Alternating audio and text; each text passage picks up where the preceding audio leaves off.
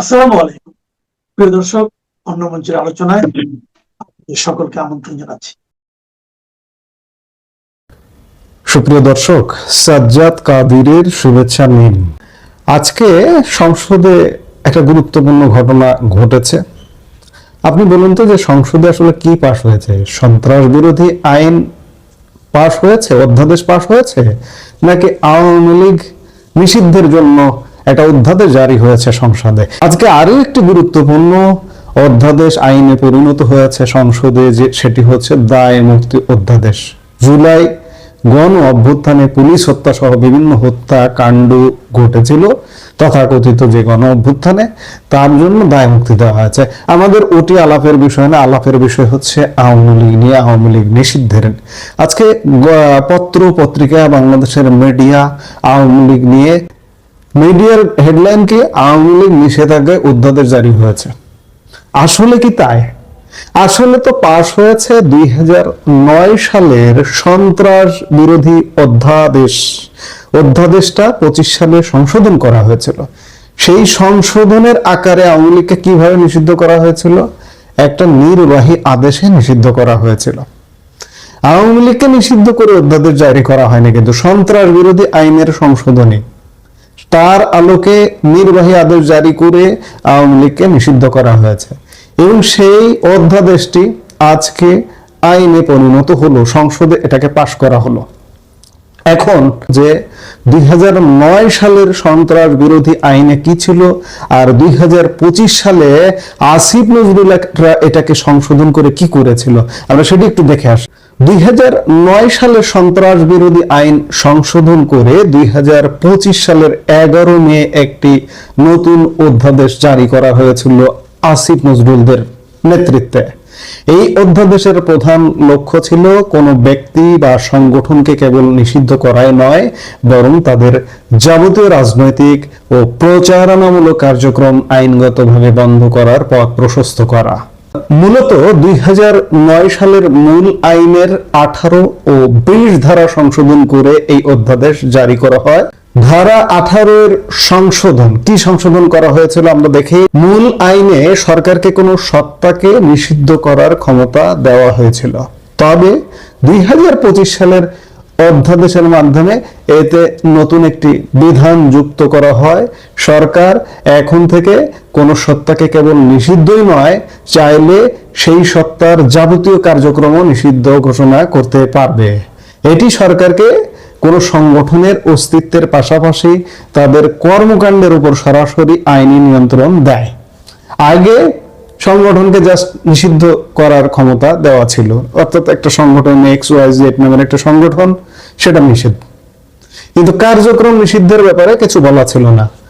25-এ এখানে যুক্ত করা হয় যে সেই সংগঠন শুধু নিষিদ্ধ না, তার কার্যক্রমও বন্ধ থাকবে। এইভাবে যুক্ত করা হয় 18 ধারার সংশোধনীতে। 20 ধারায় সংশোধন করে কি করা হয়? 20 নম্বর ধারায় প্রচার ও জনসমাগম নিষিদ্ধকরণ। এই ধারায় বড় পরিবর্তন এনে নিষিদ্ধ বা কার্যক্রম স্থগিত করার সত্তার বিরুদ্ধে কঠোর বিধিনিষেধ আরোপ করা হয় নতুন সংশোধনী অনুযায়ী।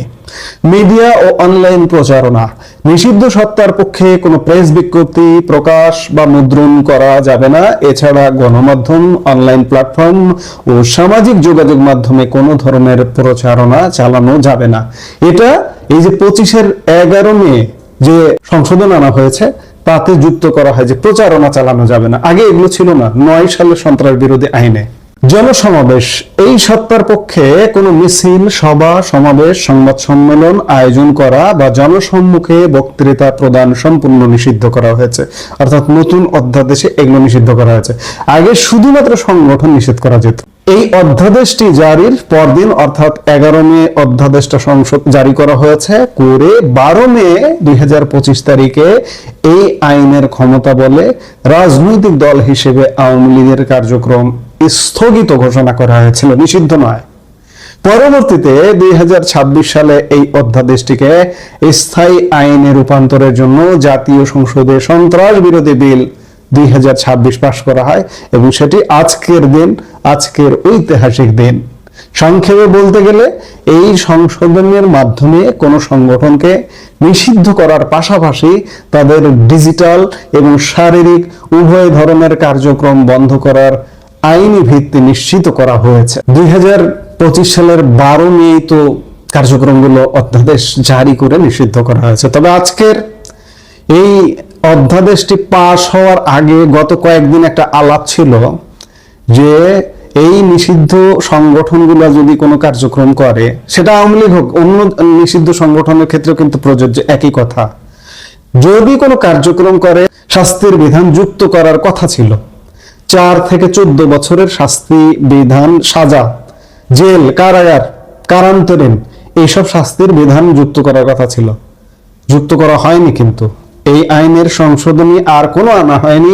আসিফ নজরুলরা যে অধ্যাদেশটি জারি করেছিল সেটি হুবহু পাস করেছে, এবং এটি নিয়ে আজকে কি ঘটেছে সেটিও একটু দেখুন। সেটিও কিন্তু খুব মজার ঘটনাগুলো। আওয়ামী লীগের কার্যক্রম নিষিদ্ধের জন্য অন্তর্বর্তী সরকারের সন্ত্রাস বিরোধী অধ্যাদেশ অনুমোদন দিয়েছে জাতীয় সংসদ। আজ বুধবার জাতীয় সংসদে এ সংক্রান্ত সন্ত্রাস বিরোধী বিল 2026 পাস হয়। স্বরাষ্ট্রমন্ত্রী সালাউদ্দিন আহমেদ বিলটি পাসের জন্য উত্থাপন করলে তা সর্বসম্মতক্রমে কণ্ঠভোটে পাস হয়। এর আগে কার্যক্রম নিষিদ্ধ সত্তা কার্যক্রম চালালে শাস্তির বিধান যুক্ত করার বিষয়টি শোনা গেলেও সংসদে পাস হওয়া সংশোধনী বিলে তা করা হয়নি। অন্তর্বর্তী সরকারের সময়কালে জারি করা অধ্যাদেশ হুবহু সংসদে পাস হয়েছে। তবে শেষ পর্যায়ে বিলটি পাশের প্রস্তাব উত্থাপন করার সময় ফ্লোর চান বিরোধী দলীয় নেতা ডক্টর শফিকুর রহমান। মজার বিষয়, ফ্লোর পেয়ে বিরোধী দলীয় নেতা বলেন, এ সংক্রান্ত একটি তুলনামূলক শীট আমরা 3-4 মিনিট আগে হাতে পেয়েছি, এটা পুরো পড়তে পারিনি। আইনটি অবশ্যই একটি সেন্সিটিভ বা স্পর্শকাতর আইন। আমরা কি এই আইনটি পাশের জন্য একটু সময় চাইতে পারি? জবাবে স্পিকার বলেন, আপত্তি জানানোর জন্য একটি নির্দিষ্ট সময় আছে, সেই সময় আপত্তি হলে আমরা গ্রাহ্য করতে পারতাম। বিলের এই পর্যায়ে এসে আর আপত্তির সুযোগ নেই। জবাবে বিরোধী দলের নেতা বলেন, দুঃখজনকভাবে সিটটা তো পেয়েছি এইমাত্র। জবাবে স্পিকার বলেন, যা হোক, বিষয়টি হয়তো পরে আমরা দেখব, বিলের এই পর্যায়ে আপত্তির কোনো সুযোগ নেই। এরপর তিনি বিলটি পাশের প্রস্তাব উত্থাপন করার জন্য স্বরাষ্ট্রমন্ত্রীকে ফ্লোর দেন। ফ্লোর পেয়ে আওয়ামী লীগের নাম উল্লেখ না করে স্বরাষ্ট্রমন্ত্রী সালাউদ্দিন আহমেদ বলেন, বিলটি একটি গণহত্যাকারী সন্ত্রাসী সংগঠনের নিষিদ্ধকরণ সংক্রান্ত একটি সংশোধনী, আগের যে সন্ত্রাস বিরোধী আইন ছিল তা সংশোধনের জন্য। স্বরাষ্ট্রমন্ত্রী বলেন, বিরোধী দলীয় নেতার নিশ্চয়ই স্মরণ থাকার কথা, ওনারা এবং এনসিপির বন্ধুরা সবাই মিলে একটি আন্দোলন করেছিলেন। বিএনপি আন্দোলন করেনি এই নিষিদ্ধের জন্য। সেই আন্দোলনের প্রেক্ষিতে মোটামুটি বাংলাদেশে একটা জনমত সৃষ্টি হয়েছিল। সেই প্রেক্ষিতে তাদের কার্যক্রম নিষিদ্ধ করা হয়েছে সন্ত্রাস বিরোধী আইনে। অ্যাকর্ডিংলি নির্বাচন কমিশনে তাদের নিবন্ধনটাও স্থগিত হয়ে আছে। এই আইনের অনুবলে পরবর্তীতে আইসিটি অ্যাক্টেও পরিবর্তন এনে সংগঠনের বিচারে বিধান যুক্ত করে সেই আইনটাও সংশোধন করা হয়েছে। এই হচ্ছে বিষয়টা। আইনটা এইভাবে পাশ হয়েছে, অর্থাৎ সন্ত্রাস বিরোধী আইন পাশ হয়েছে সংসদে। আওয়ামী লীগ নিষেধাজ্ঞার আইন পাশ হয়নি। সন্ত্রাস বিরোধী আইনের অধীনে 2025 সালের 12 মে একটি নির্বাহী আদেশের মাধ্যমে আওয়ামী লীগের কার্যক্রম নট নিষিদ্ধ, স্থগিত করা হয়েছে। কোন পর্যন্ত? ওই যে আন্তর্জাতিক অপরাধ ট্রাইব্যুনালে বিচার না হওয়া পর্যন্ত আওয়ামী লীগের কার্যক্রম নিষিদ্ধ থাকবে। আজকে নতুন কিছু হয়নি। যে অধ্যাদেশটা আসিফ নজরুল, জামাত, এনসিপি, ইউনূস মিলিয়ে পাশ করেছিল, বিএনপি পরে সমর্থনও দিয়েছিল। বিএনপি প্রথম দিকে যদিও বলেছিল যে প্রজ্ঞাপন জারি করে কোন রাজনৈতিক দল নিষিদ্ধের পক্ষে আমরা নয়, কিন্তু জামাত, এনসিপি, ইউনূসের আইনটা পাশ করে দিল। এতে কি হলো? এতে যেটি হলো যে ভবিষ্যতে একই ঘটনার মুখোমুখি হবে বিএনপি, একই ঘটনার মুখোমুখি হবে জামাত, একই ঘটনার মুখোমুখি হবে এনসিপি এবং আরো বিভিন্ন সংগঠন। সেটা রাজনৈতিক হতে পারে, অরাজনৈতিক হতে পারে, যে কোনো সংগঠনের নিষেধাজ্ঞা হলে এই যে আইনগুলো সংশোধন করা হয়েছে, প্রচারণা করা যাবে না, সাংগঠনিক কার্যক্রম চালানো যাবে না, মিডিয়াতে কাজ করা যাবে না, মিডিয়াতে প্রচার করা যাবে না, সোশ্যাল মিডিয়ায় প্রচার করা যাবে না, জনসমাবেশ করা যাবে না, এটা কিন্তু সবার জন্য প্রযোজ্য হবে। আজকে জামাত আমির তথাকথিত সংসদে বিরোধী দলীয় নেতা কেন দাঁড়ালেন? যে আইনটা স্পর্শকাতর, এটা কি পাশ করতে একটু আমরা সময় পেতে পারি? কেন? একবারও কি তাদের মনে হয় না যে ভবিষ্যতে তাদেরও এই ঘটনাগুলো ঘটতে পারে? আসুন পজিটিভ দিকে আসুন, যে আওয়ামী লীগ কি হয়েছে। আওয়ামী লীগ তো 2025 সালের 12 মে থেকে কার্যক্রম নিষিদ্ধ হয়েই আছে। নতুন করে সংসদে নিষিদ্ধ করা তো কিছু নেই। আওয়ামী লীগ নিষিদ্ধ হয়ে আছে সন্ত্রাস বিরোধী আইনে। এই যে এইটারই সংশোধনের মাধ্যমে, এই আইনটারই সংশোধনের মাধ্যমে আগামীকাল যদি আওয়ামী লীগের যে ওই যে প্রজ্ঞাপনটা বা ওই নির্বাহী আদেশটা যদি উঠিয়ে নেওয়া হয় সরকারের তরফ থেকে, সব রাজনৈতিক দলের তরফ থেকে, কিংবা আন্তর্জাতিক চাপে যদি কালকে উঠিয়ে নেওয়া হয়, তাহলে আওয়ামী লীগ কার্যক্রম শুরু করতে পারবে, তাতে তো কোনো বাধা নেই। কিন্তু এই যে আজকে সারাদিন সকাল থেকে দেখছি, যখন থেকে এটা পাশ হয়েছে যে আওয়ামী লীগ নিষিদ্ধের আইন হয়েছে সংসদে, আওয়ামী লীগ নিষিদ্ধের আইন হয়নি, সংগঠনের জন্য, এটা সব যে কোনো সংগঠনের জন্য এই আইনটা একটু কঠোর হয়েছে। আগে ছিল শুধুমাত্র নিষেধাজ্ঞা, কিন্তু কার্যক্রম নিয়ে কিছু না, প্রচারণা নিয়ে এগুলো কিছু ছিল না। আসিফ নজরুল এগুলো যুক্ত করেছেন, এবং কদিন ধরে আরো আলাপ ছিল যে এটাকে আরো কঠোর করা যায় কিনা, শাস্তির বিধান করা যায় কিনা। শাস্তির বিধান যুক্ত হয়নি। কাজেই ভয় পাওয়ার কিছু নেই, প্যানিক হওয়ার কিছু নেই যে আওয়ামী লীগ নিষিদ্ধে সংসদে আইন হয়েছে। না, আগামীকাল যদি সেই নির্বাহী আদেশটা উঠে যায় তাহলেই আওয়ামী লীগ কার্যক্রম শুরু করতে পারবে। ভুল কি আমি নাকি আপনি? একটু মিলিয়ে নেবেন। এখন তারেক রহমানের একটা হিসাব হতে পারে, তিনি চাইছেন আওয়ামী লীগ এখন আদালতে গিয়ে এই বিলের আইনগত ভিত্তি আছে কিনা, এই আইনটি সাংবিধানিক হয়েছে কিনা, এই আইনটি আন্তর্জাতিক আইনের ফ্রেমওয়ার্ক অনুযায়ী বৈধ হয়েছে কিনা, যে প্রশ্নগুলো জাতিসংঘ তুলেছে সে প্রশ্নগুলো তুলুক এবং সেটার মীমাংসা বাংলাদেশের সর্বোচ্চ আদালতে হোক।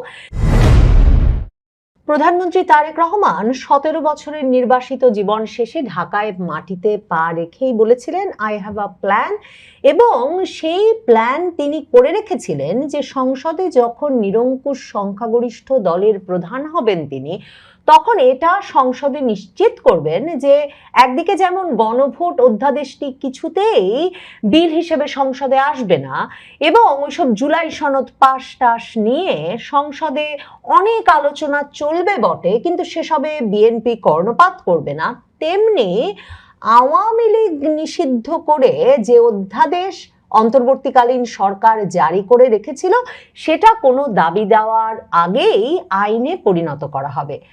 আজ সেই দিন যেদিন বিএনপি সরকার সংখ্যাগরিষ্ঠ দল হিসেবে, বিএনপির সংখ্যাগরিষ্ঠতার সংসদ বাংলাদেশে সেই আইন অধ্যাদেশকে আইনে পরিণত করলো, যার মাধ্যমে আওয়ামী লীগের কার্যক্রম নিষিদ্ধই থাকছে। আওয়ামী লীগের কার্যক্রম নিষিদ্ধ সংক্রান্ত সন্ত্রাস বিরোধী আইনের সংশোধনী বিল পাশ হয়েছে আজকে সংসদে। সন্ত্রাসী কার্যক্রমে জড়িত ব্যক্তি বা সত্তার কর্মকাণ্ড নিষিদ্ধ করার বিধান যুক্ত করে অন্তর্বর্তীকালীন সরকারের আমলে জারি করা সন্ত্রাস বিরোধী অধ্যাদেশটি সংশোধন সহ অনুমোদন করেছে জাতীয় সংসদ। আজ বুধবার দুপুরে এ সংক্রান্ত সন্ত্রাস বিরোধী সংশোধন বিল পাশ হয়। পাশ হওয়া বিলে অধ্যাদেশের বিষয়বস্তুতে কোনো পরিবর্তন আনা হয়নি, একেবারে হুবহু অধ্যাদেশটি পাশ করা হয়েছে। কিন্তু মনে রাখতে হবে, যখন অধ্যাদেশটি বিল হিসাবে পাশ হয়ে গেল, আইনে পরিণত হলো, তখন সন্ত্রাস বিরোধী আইনে যে শাস্তির বিধান আছে, এখন থেকে আওয়ামী লীগ করলে, মানে একটা নিষিদ্ধ সংগঠনের সদস্য হলে বা এই দলটির কোনো কার্যক্রম চালালে কিন্তু শাস্তির বিধান সন্ত্রাস বিরোধী আইনেই দেওয়া আছে, এবং অধ্যাদেশে নিষেধাজ্ঞা অমান্য করলে কি শাস্তি হবে তা উল্লেখ না করলেও সন্ত্রাস বিরোধী আইনে বিদ্যমান শাস্তি কাঠামোতে আছে যে নিষিদ্ধ সংগঠনের কার্যক্রম পরিচালনা করলে 4 থেকে 14 বছর পর্যন্ত শাস্তি হতে পারে। কাজেই এই যে শাস্তির বিধানটিও এই অন্তর্বর্তীকালীন সরকারের অধ্যাদেশে সংসদে আইন পাশ হয়ে যাওয়ার ফলে আওয়ামী লীগের কার্যক্রম করলে এই ঝুঁকির মধ্যেও আওয়ামী লীগের নেতা কর্মী সমর্থকেরা পড়তে পারেন। তারেক রহমানের এই যে উদ্যোগ, এর পেছনে হিসাবটা কি? কারণ অনেক তো বলাবলি হচ্ছিল যে তারেক রহমান নিজে যেমন বলেছেন নির্বাহী আদেশে তিনি কোনো রাজনৈতিক দল নিষিদ্ধ করার পক্ষে নন। আজকে যখন স্বরাষ্ট্রমন্ত্রী সালাউদ্দিন আহমেদ সংসদে বিলটি পাশের জন্য উত্থাপন করেন, তখন কিন্তু বিরোধী দলীয় নেতা ডাক্তার শফিকুর রহমান আপত্তি জানিয়ে বলেছিলেন যে এ সংক্রান্ত একটা তুলনামূলক শীট, মানে অন্তর্বর্তীকালীন সরকারের অধ্যাদেশে কি ছিল আর বিলে কি আনা হয়েছে, এই তুলনামূলক শীটটা তারা নাকি 3 থেকে 4 মিনিট আগে পেয়েছেন। কাজে ওই কাগজপত্র তারা পুরো পড়তে পারেন নাই। বিরোধী দলীয় নেতা বলেছিলেন এটা একটা স্পর্শকাতর আইন, আইনটি পাশের জন্য তাদের আরেকটু সময় দেওয়া হোক। বিএনপি সরকার, সংখ্যাগরিষ্ঠ দল বিএনপি যে এই আইনটি পাশের সময় বিরোধী দলীয় নেতা, জাতীয় নাগরিক পার্টির নেতা কাউকে মানে বিরাট বক্তব্য দিয়ে আইনটি পাশের যে কত বড় জরুরত বা কি পরিমাণ জরুরি, এটা কত গুরুত্বপূর্ণ, সেসব বিষয়ে কোনো জ্বালাময়ী বক্তৃতা যাতে দিতে না পারে, মানে এর একক কৃতিত্ব যাতে বিএনপি সরকারই নিতে পারে, তার ব্যবস্থা কিন্তু বিএনপি সরকার করেছিল। এবং এই কারণেই দেখেন জুলাই সনদ নিয়ে আন্দোলন চলছে, মানে আলাপ চলছে, তর্ক বিতর্ক চলছে, প্রতিদিন সওয়াল জবাব চলছে সংসদে, অথচ আওয়ামী লীগ নিষিদ্ধের অধ্যাদেশটি আইনে পরিণত করতে হাসনাত আব্দুল্লাহ, শফিকুর রহমান সহ কোনো নেতাদের একটা মুখের কথা বের হওয়ার আগেই এই বিলটি সংসদে পাশের সিদ্ধান্ত নিয়ে ফেলে। অধ্যাদেশগুলো খতিয়ে দেখছিল, পর্যালোচনা করে দেখছিল যে কমিটিটি সেটি, এবং স্বরাষ্ট্রমন্ত্রী সালাউদ্দিন আহমেদ বিলটি উত্থাপন করেন। স্বরাষ্ট্রমন্ত্রী তখন বিলটি সংসদে পাশ করার প্রস্তাব দিয়ে বলেন যে বিলটি একটি গণহত্যাকারী সন্ত্রাসী সংগঠনের নিষিদ্ধকরণ সংক্রান্ত সংশোধনী, আগের যে সন্ত্রাস বিরোধী আইন ছিল সেটা সংশোধনের জন্য। কারণ আগে সন্ত্রাস বিরোধী আইনে কার্যক্রম নিষিদ্ধের কিন্তু কোনো বিধান ছিল না। কোনো ব্যক্তি বা সত্তা সন্ত্রাসী কার্যক্রমের সঙ্গে জড়িত থাকলে সরকার প্রজ্ঞাপন দিয়ে ওই ব্যক্তিকে তফসিলে তালিকাভুক্ত করতে পারত আর সত্তাকে নিষিদ্ধ ঘোষণা করতে পারত। মানে অন্তর্বর্তীকালীন সরকার যে অধ্যাদেশটা এনেছিল সেখানে রাজনৈতিক কার্যক্রম নিষিদ্ধের বিধান যুক্ত করা হয়েছিল। সেই সংশোধনীটি পাকাপাকি হলো, মানে সংগঠন হিসাবে কিন্তু আওয়ামী লীগ এখনো নিষিদ্ধ হলো না। মানে যেটা ইউনূস সাহেব বিদেশের বিভিন্ন ফোরামে গিয়ে বলেছেন যে তারা আওয়ামী লীগকে নিষিদ্ধ করেন নাই, কার্যক্রম নিষিদ্ধ রেখেছেন যতদিন না আওয়ামী লীগের নেতৃবৃন্দের বিচার শেষ হয় ততদিন পর্যন্ত। সেই জায়গাটি কিন্তু পাকাপাকি হলো এই সংসদে বিল পাশের মাধ্যমে। তার মানে বিএনপিও কিন্তু সেটাই করলো, আওয়ামী লীগকে সরাসরি নিষিদ্ধ করে নাই এই সংসদ, আওয়ামী লীগের রাজনৈতিক কার্যক্রম নিষিদ্ধ করে রেখেছে। এবং তখন সালাউদ্দিন আহমেদ মনে করিয়েছেন জামায়াতে ইসলামীর নেতাকে যে আপনারা এবং আপনাদের বন্ধুরা জাতীয় নাগরিক পার্টির সবাই মিলে একটা আন্দোলন করেছেন, নিশ্চয়ই সেটা বিরোধী দলীয় নেতার স্মরণ থাকার কথা।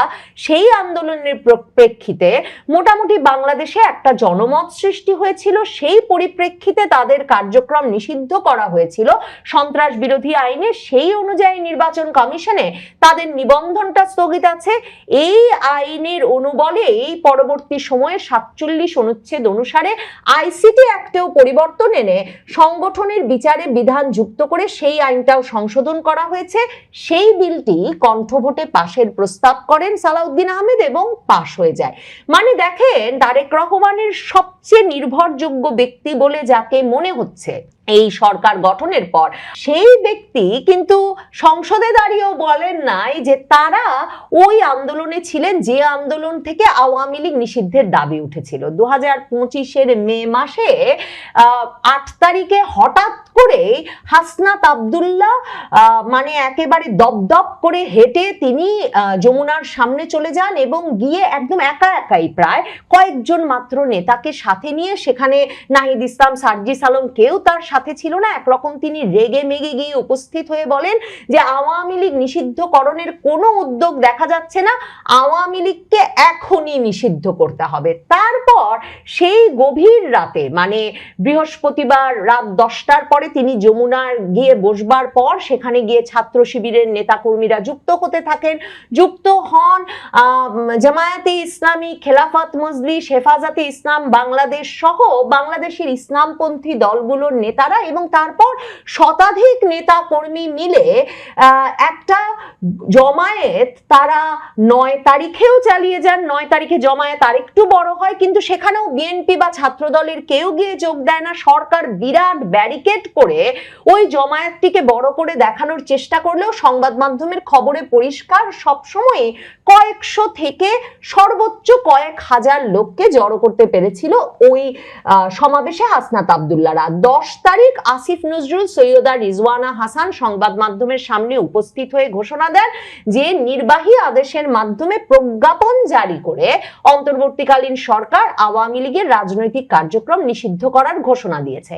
এখন তারেক রহমান সেই কফিনের শেষ পেরেক ঠুকলেন। মানে তারেক রহমান যখন ক্ষমতায় আসবার জন্য বাংলাদেশে পৌঁছেছেন তখন তো বিশ্লেষকরা বলছিলেন যে নিশ্চয় ভারতের মতো দেশের কাছে তিনি এমন প্রতিশ্রুতি দিয়েছেন, সেনাবাহিনী মার্কিন যুক্তরাষ্ট্রের কোনো কোনো পক্ষের কাছেও তিনি এমন একটা প্রতিশ্রুতি দিয়েছেন যে বাংলাদেশে চরমপন্থার যে বিকাশ ঘটেছে সেটার তিনি একরকমের নিয়ন্ত্রণে আনবেন এবং আওয়ামী লীগের রাজনৈতিক কার্যক্রমের উপর নিষেধাজ্ঞা তুলে নিয়ে একটা অন্তর্ভুক্তিমূলক রাজনীতি তৈরি করবেন। তারপর তারেক রহমান এই কাজটি করছেন কেন? তার প্ল্যানটা তাহলে কি? তারেক রহমানের প্ল্যান অনেকগুলো হতে পারে। এক, দেখেন এই বিলটি সংসদে পাশ হলে এরই মধ্যে কিন্তু জাতিসংঘ প্রশ্ন তুলে রেখেছে তারেক রহমান সরকারের কাছেই যে আন্তর্জাতিক ফ্রেমওয়ার্কের আওতায় এই যে সন্ত্রাস বিরোধী আইনটি বাংলাদেশেও গৃহীত হয়েছিল, সেই 9/11 মানে মার্কিন যুক্তরাষ্ট্রের সারা বিশ্বে সন্ত্রাস বিরোধী যে যুদ্ধ, ওয়ার অন টেরর, সেটার প্রেক্ষিতে সেই সন্ত্রাস বিরোধী আইনে তো রাজনৈতিক দলের কার্যক্রম নিষিদ্ধ করা যায় না, মানে হিজবুত তাহরিরকে নিষিদ্ধ করে রাখা যায়, এরকম চরমপন্থী সংগঠনগুলোকে সারা পৃথিবীতে এতে নিষিদ্ধ করা হয়, কিন্তু একটা রাজনৈতিক দলের কার্যক্রম কিভাবে নিষিদ্ধ করা হয় সে প্রশ্ন তুলে রেখেছে। এখন তারেক রহমানের একটা হিসাব হতে পারে, তিনি চাইছেন আওয়ামী লীগ এখন আদালতে গিয়ে এই বিলের আইনগত ভিত্তি আছে কিনা, এই আইনটি সাংবিধানিক হয়েছে কিনা, এই আইনটি আন্তর্জাতিক আইনের ফ্রেমওয়ার্ক অনুযায়ী বৈধ হয়েছে কিনা, যে প্রশ্নগুলো জাতিসংঘ তুলেছে সে প্রশ্নগুলো তুলুক এবং সেটার মীমাংসা বাংলাদেশের সর্বোচ্চ আদালতে হোক। কিন্তু তারেক রহমান হয়তো জামায়াতে ইসলামী, জাতীয় নাগরিক পার্টির মতো দলগুলোকে এই নিয়ে তাকে বা তার সরকারকে উত্তপ্ত করা, বিরক্ত করা এবং এই নিয়ে ব্যাপক আন্দোলন এবং তর্ক বিতর্ক গড়ে তোলার কোনো সুযোগ দিতে চাইছেন না। সেটা হতে পারে একটা উদ্দেশ্য। তারেক রহমানের হিসাব আরেকটা থাকতে পারে, সেখানে তারেক রহমান ভাবতেই পারেন সামনে আসছে স্থানীয় নির্বাচন, বার কাউন্সিল সহ পেশাজীবী সংগঠনের নির্বাচনগুলো অনুষ্ঠিত হচ্ছে। বিসিবি বোর্ড থেকে পরিষ্কার যে বিএনপি সরকার কি ধরনের একাধিপত্য চাইছে সকল পেশাজীবী সংগঠনে এবং সকল এমনকি বিশেষায়িত সংগঠনে, বাংলাদেশ ক্রিকেট বোর্ডের মতো সংগঠনগুলোতেও। সেখানে তারেক রহমান নিশ্চিতভাবেই চাইছেন যে এইসব পেশাজীবী সংগঠন থেকে স্থানীয় সরকার নির্বাচনগুলোতেও বিএনপি তার একাধিপত্য ধরে রাখুক, আওয়ামী লীগ এই নির্বাচন থেকে বাইরে থাকুক। কারণ 12ই ফেব্রুয়ারির নির্বাচন হওয়ার পর থেকেই শেখ হাসিনা বলা শুরু করেছেন আওয়ামী লীগকে সব নির্বাচনে অংশগ্রহণ করতে হবে। এখন তারেক রহমান পথ পরিষ্কার রাখছেন, জামায়াতে ইসলামী, জাতীয় নাগরিক পার্টিকে সংসদে যেমন ভাগাভাগির সংসদে যেমন একটা উল্লেখযোগ্য আসন দিয়েছেন, হয়তো স্থানীয় নির্বাচনেও উল্লেখযোগ্য কিছু কিছু নেতাকে বের করে এনে সারা দেশে এবং স্থানীয় নির্বাচনে একটা ভাগাভাগিতে গিয়ে তিনি সেই একাধিপত্য ধরে রাখতে চাইছেন। তিনি চাইছেন 5 বছর ধরে আওয়ামী লীগ এই রাজনৈতিক কার্যক্রম নিষেধাজ্ঞার মধ্যে আইনি লড়াই লড়ে যাওয়ার চেষ্টা করতে থাকুক, আইনের মুখোমুখি হয়ে, আদালতের মুখোমুখি হয়ে এবং কারাগারে গিয়ে আসলে জামিন পাওয়ার চেষ্টা করতে থাকুক। অন্যদিকে তিনি এই 5 বছর জামায়াতে ইসলামী জাতীয় নাগরিক পার্টির সঙ্গে ভাগাভাগি করে একটা শাসন ব্যবস্থা চালিয়ে তো যেতেই পারেন। সেই 5 বছরকে আওয়ামী লীগ যদি 5 বছরের মধ্যে ফিরতে না পারে সদর্পে, 10 বছর বা 15 বছর করতেই বা অসুবিধা কি? এই পুরো হিসাব নিকাশে তারেক রহমানের হিসাবটা কি সেটা খুব শিগগিরই বোঝা যাওয়া শুরু হবে। সত্যি কি তারেক রহমান আদালতে এই বিলকে প্রশ্নের মুখোমুখি করার মতো বিচার ব্যবস্থা, আদালতের ব্যবস্থা তৈরি করবেন আগামীর বাংলাদেশে, নাকি এই আইনের মাধ্যমে আওয়ামী লীগকে নিষিদ্ধ করে তিনি আসলে সেই পক্ষগুলোর এজেন্ডা পূরণে এক ধাপ এগিয়ে গেলেন যেই পক্ষগুলো দীর্ঘ সময় ধরে, মানে 11টাও এই হয়েছিল যে কারণে আওয়ামী লীগ বিএনপির রাজনীতিকে বাংলাদেশে নিঃশেষ করে দিতে চাইছে? কারণ এটা তো জানা কথা, এখন আওয়ামী লীগ যদি বিএনপির কারণে, তারেক রহমানের কারণে আগামীর রাজনীতিতে ফিরতে না পারে, তাহলে আওয়ামী লীগ এক সময় না এক সময় নিশ্চয়ই ফিরবে এবং ফেরার পর নিশ্চিতভাবেই প্রথম তারা যাদেরকে নিষেধাজ্ঞার আওতায় আনবে এই সংসদে বিল পাশ করেই সেই দলটির নাম হবে বিএনপি। রাজনীতিতে যে শেষ কথা বলে কিছু নেই, আর কাউকেই যে চিরকাল নির্বাসনে রাখা যায় না আর নিঃশেষ করে দেওয়া যায় না তারেক রহমানের চাইতে, সেটা ভালো আর কে জানে বলুন।